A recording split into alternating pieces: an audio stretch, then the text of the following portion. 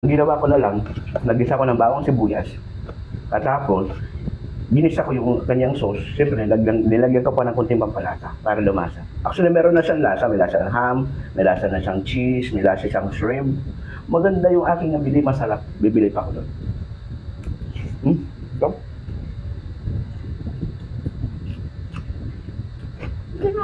Yummy.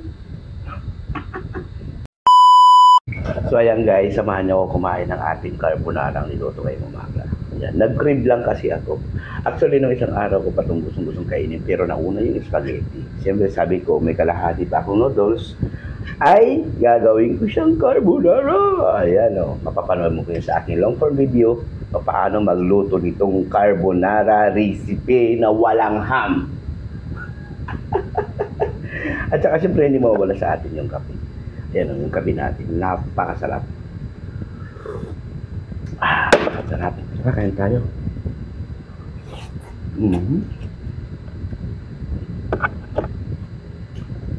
Napapansin niyo yung aking buhok ngayon.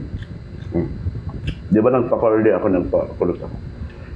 Mukhang ayaw ng asawa ko. Gupitan ko daw, sunugin ko daw.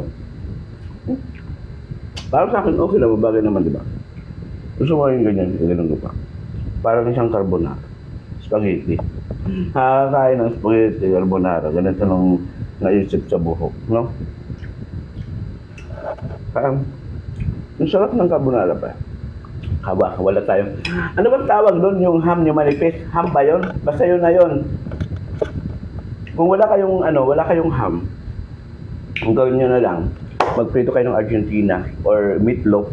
Yan. Basta meatloaf, panipis mo lang, then iprito mo siya, ipa-toasted mo. Yun ang gawin yung parang ham. Masarap. May ginagawa ko din. Gagawin ko sana, meron akong stock doon. Kaso nga lang, matatagalan pa ako. Hindi mahihiwa pa ako, magpiprito pa ako. So, ang ginawa ko na lang, nagisa ko ng bawang sibuyas. At tapos, ginisa ko yung kanyang sauce. Siyempre, nilagyan ko pa ng konting pampalasa para lumasa. Actually, meron na siyang lasa. May lasa ng ham, may lasa na siyang cheese, may lasa siyang shrimp.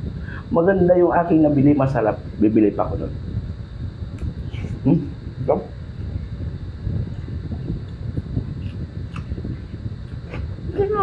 Yummy.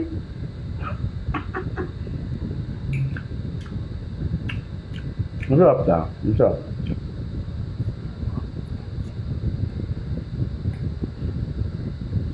Kahit ito ng pagkain ko araw-araw, kaya ako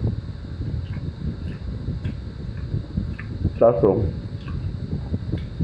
kahit siyempre mataas yung carbs nito. Pag may mga sugar kayo, mataas yung carbs nyo. Aking cup. Bago yung cup ko ngayon kasi nahugasan yung aking cup na ikaw.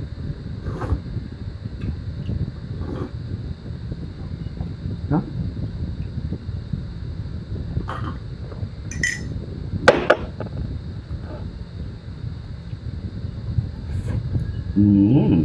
Yummy.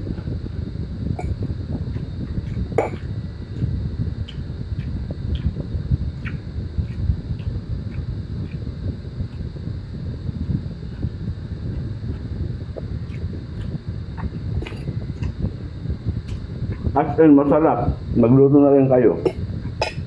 Nasa long form video ko. Paano lutuin? Madali lang. Actually, wala akong halo. Bawang sibuyas lang yan. Tapos, yung kanyang sauce. Siyempre yung sauce niya, tinimplahan ko pa rin. Mas masarap ito kung meron tayo parmesan cheese. Tapos may ham na sunog-sunog yung pagkaprito. Yung maamoy mo dyan yung parang ham na sunog-sunog. Yun talaga yung carbonara. Nakapagluto na rin ako ng carbonara na may mga carrots. Vegetable carbonara siya. Maraming carrots. Tapos ang sauce, yun pa rin. Pero pwede ka magluto ng sauce. Siyempre, Nestle cream. Yan, bibili ka Nestle cream ka tapos ibap. Yun pinakasabaw mo ibap sa kanil. Yun papalaputin mo yun. Mas masarap din yun. Pero itong ready-made, kompleto na kasi lahat eh. So,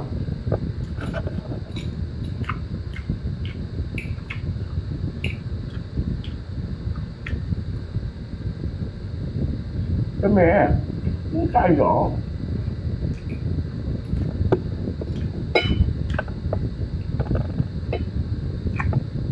Gula ng buko, no?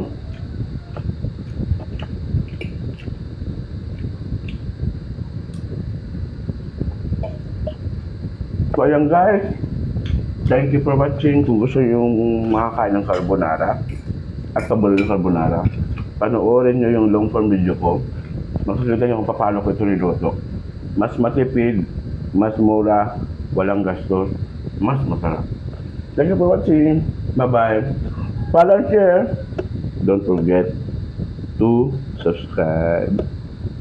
Bye.